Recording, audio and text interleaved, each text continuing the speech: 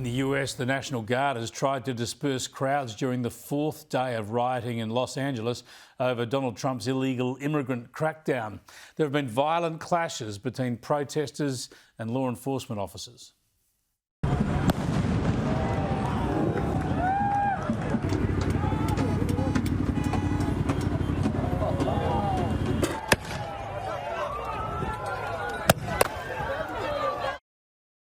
Yeah, there's been some shocking stuff and it shows no sign of stopping. And rather than tackling the riots, California's Democrat governor is pointing the finger at the president.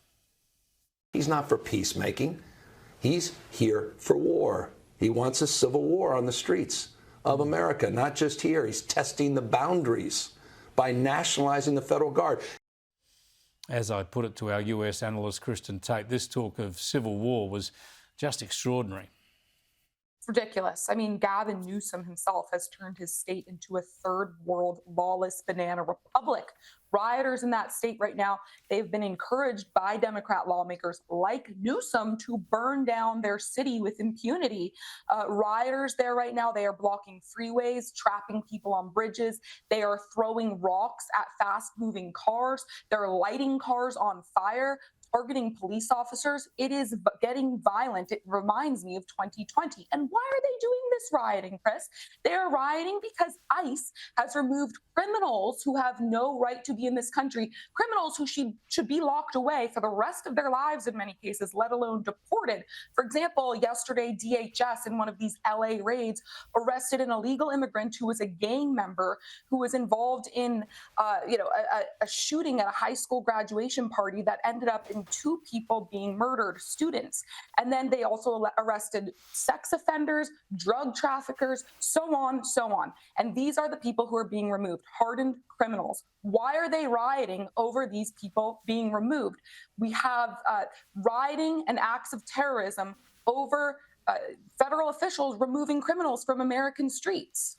One of the extraordinary things about this, the politicisation of these riots, of course, is the claims that this is all unprecedented, to call out the National Guard and the like. But as you say, we had riots in LA and other cities back in 2020. I'm old enough to remember major riots in Los Angeles after the Rodney King decision in the 1990s. The National Guard was called out then. There was the Watts riots in LA in 1960s.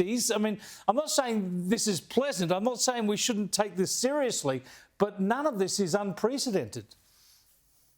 It's not unprecedented. However, in 2020, something different happened there, which was the riots were allowed to go on with impunity. This went on for months in America, small businesses being burned to the ground, cops being targeted, in some cases killed. It was really horrible and changed this country in ways that we are still trying to comprehend, while normal Americans were being locked in their homes, cowering, unallowed to go outside or send their children to school. So we cannot let 2020 happen again today. These riots need to be put down immediately with force, and I think that's what Trump is planning to do and what he is doing.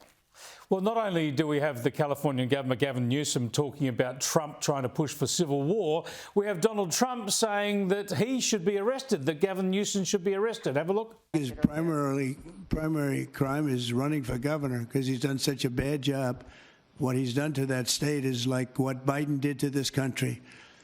And that's pretty bad. It's a wrong philosophy. Thousands, hundreds of thousands of illegal immigrants, many of them prisoners. They're taking up your health care. They're taking up your space in schools. They're taking up your hospital. And in many cases, they're criminals. And we have to do something about it. As for Gavin Newsom, he says, come at me. He suggested the president should send his border czar, Tom Homan, down there to arrest him. Come after me, arrest me. Let's just get it over with. Tough guy. You know, I don't give a damn. But I care about my community. I care about this community. The hell are they doing? These guys need to grow up. They need to stop. And we need to push back. And I'm sorry to be so clear, but that kind of bloviating is exhausting. So, Tom, arrest me. Let's go. Kristin, this is extraordinary to have that sort of political heat while there's this violence on the streets. Is there any sign that they'll actually communicate together and try and tackle this problem together? I don't know about that, but, I think right now the tension is high and the media is kind of fanning the flames. The thought process is that all of the chaos will be seen as Trump's fault. But Trump no longer cares about political consequences. He's not going to run again. This is his last term. So he's being especially strong here. He's instilling law and order regardless of the consequences. But do I think that Gavin Newsom is going to all of a sudden want to work with the Trump administration? Absolutely not, especially since Newsom clearly has political ambitions of his own that include the White House in the future.